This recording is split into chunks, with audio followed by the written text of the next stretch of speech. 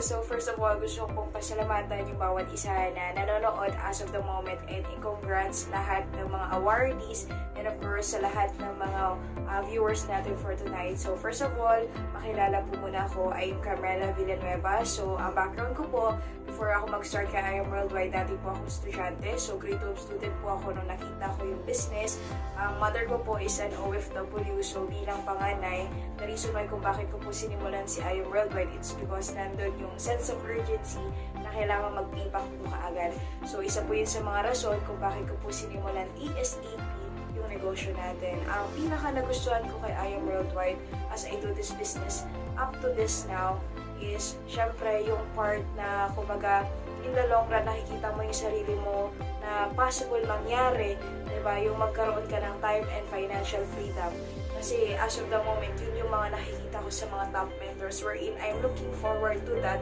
Kasi ang masarap dito, hindi lang ikaw yung kikita. Kumbaga, you are also given a chance na matulungan din yung ibang taong nasa paligid mo. So, yan yung isa sa mga bagay na sobrang pinaka nagustuhan ko sa negosyo ginagawa ko ngayon as of the moment.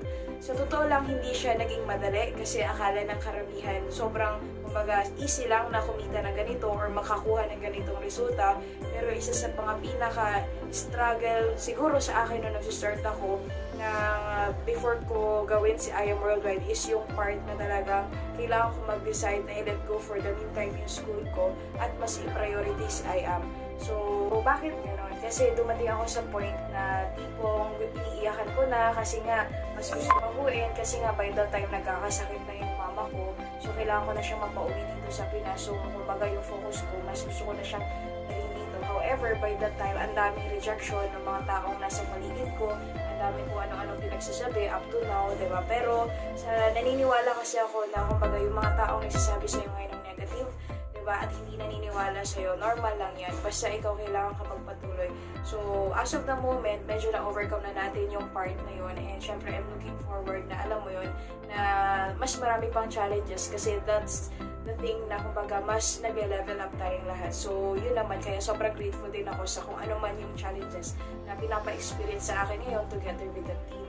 So, ako, to be honest with you guys, so far sa 2 years natin na ginagawa yung negosyo, diba? Actually, almost 1.5 year na po akong independent because of this business at the age of 19. Sobrang laking tulong sa parents ko na yung tipong hindi niya na maisipin, panggastos, and ang pinakamasarap is tayo po mismo nakakapagbigay na sa kanya.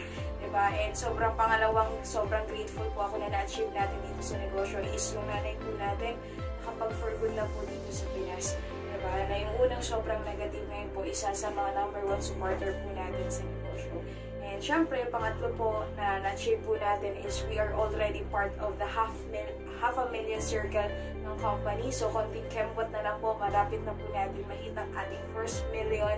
Diba? Nag-i-excite ako kasi before po matapos itong taon, diba? I declare po na mailalabas na po natin ang ating sasakyan. And syempre, 2021 is coming, diba? Sa ating lahat. So, I'm looking forward na mas marami pang tao yung matulungan under the organization natin. Hindi lang po sa mga kabataan, also sa mga OFW employees na nawalan po ng trabaho. So, syempre, I'm also preparing na, diba, hindi lang po ako yung magda-diamond for the year 2021. Marami pa po under ng organization natin.